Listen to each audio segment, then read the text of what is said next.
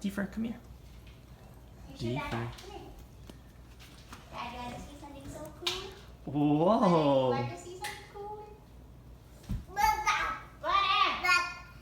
Deeper. Say deeper. Here, look. Do you want some more watermelon? Show Dad how you eat your watermelon. Okay, watch that.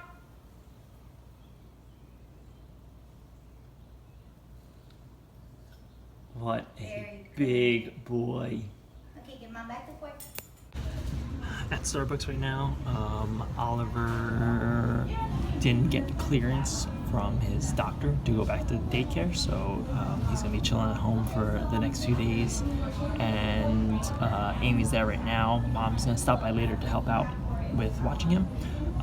So for this morning, worked on some SQL stuff.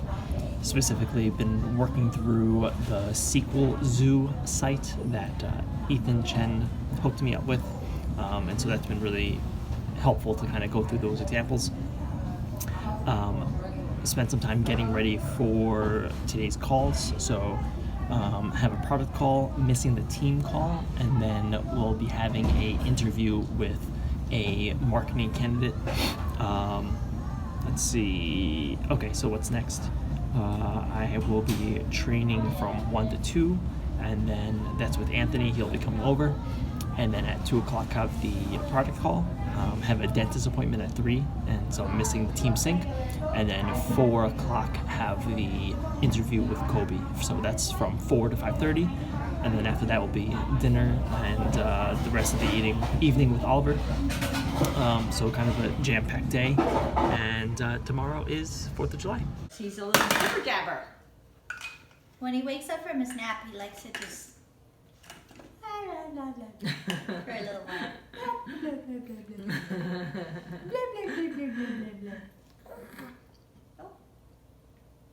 Okay. Eat your Cheerio. Take a break. Good boy. Okay. Just finished my dentist appointment and headed back for the interview. Before the dentist had a product call where we talked about things that are just coming up with product.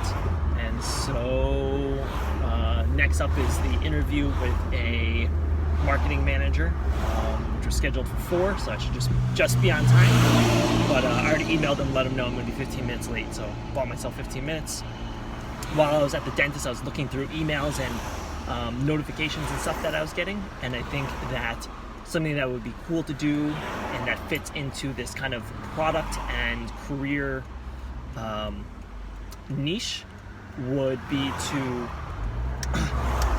feature that kind of stuff on Instagram and on Facebook and just start talking about that. So creating like a Facebook page where it would cross promote from my Instagram, and I think that kind of solves the I don't know what to post about problem that's related to career into something I can do daily, because obviously I get a lot of notifications on different products. And it would also help me improve my product abilities and product sensibilities to constantly critique and to pay attention to what other people are doing. So that was a cool idea that I had in there. Glad that it came up, and now it's just about executing on that idea. I've always been in a distributed workforce, so that part is easy for me, and we could talk a little bit more about that. I don't know if Brian's told you, but we've been hiring rapidly. So what my day-to-day and who I worked with 4 weeks ago is actually very different than what it is today. So we've just brought on a head of design. We've brought on 3 people who are focused on content. We've brought on a new engineer, and we're bringing on another content person, all within the last 4 weeks. And we're close to closing on a head of marketing. And so there's a lot of employee changes. Plus, my role before was more focused on content, and now I'm more focused on product. So when I was doing content and working specifically on the retention engagement program and the advanced growth strategy program, I was mostly working with Brian, and our day-to-day would be just working with Brian, and we would just talk about the content stuff. We would do interviews with subject matter experts, And then we go into our respective caves and just like work on content for a long time. Now that I've shifted more to product, my day-to-day is more working with Dan, who's our head of product, who I think you'll be talking to after, or you've talked to him. Cool. Yeah, so you'll get a chance to meet Dan, who's just a brilliant product and data guy.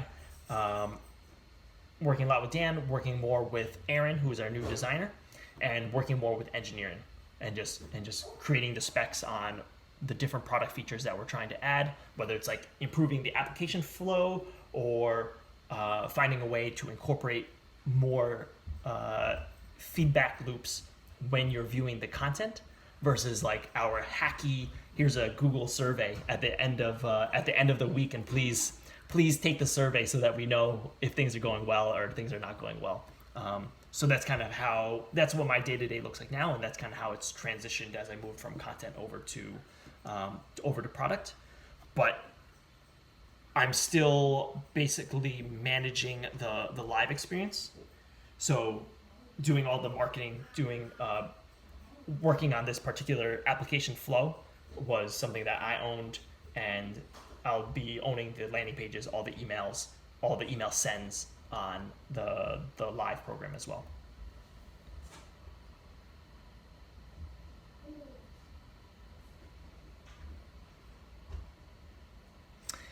I mean, I think when you go from, we were 5 people for a long time, and now we're, I think, going to be 12.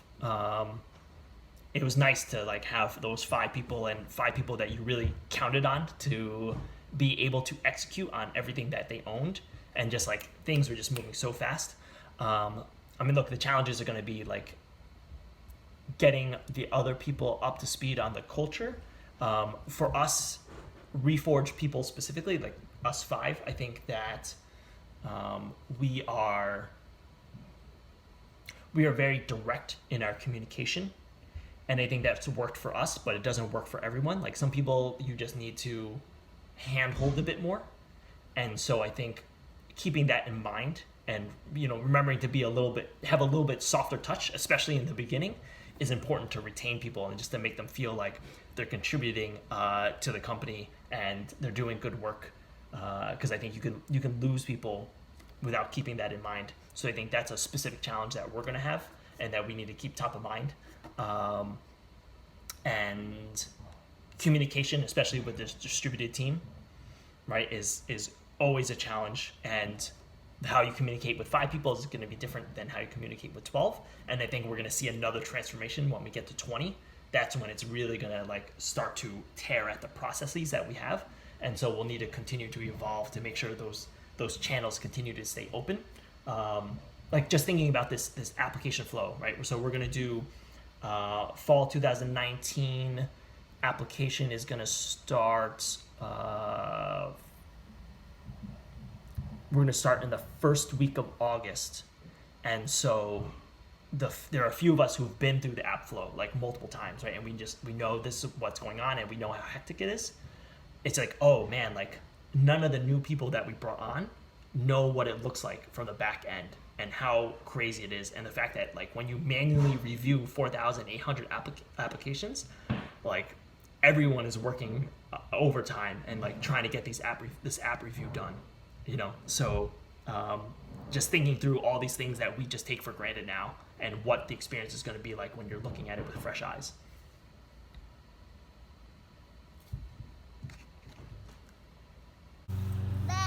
Bo, who is this big boy?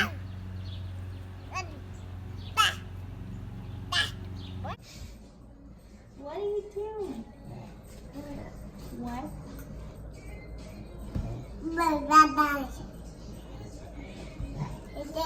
That's the first bed.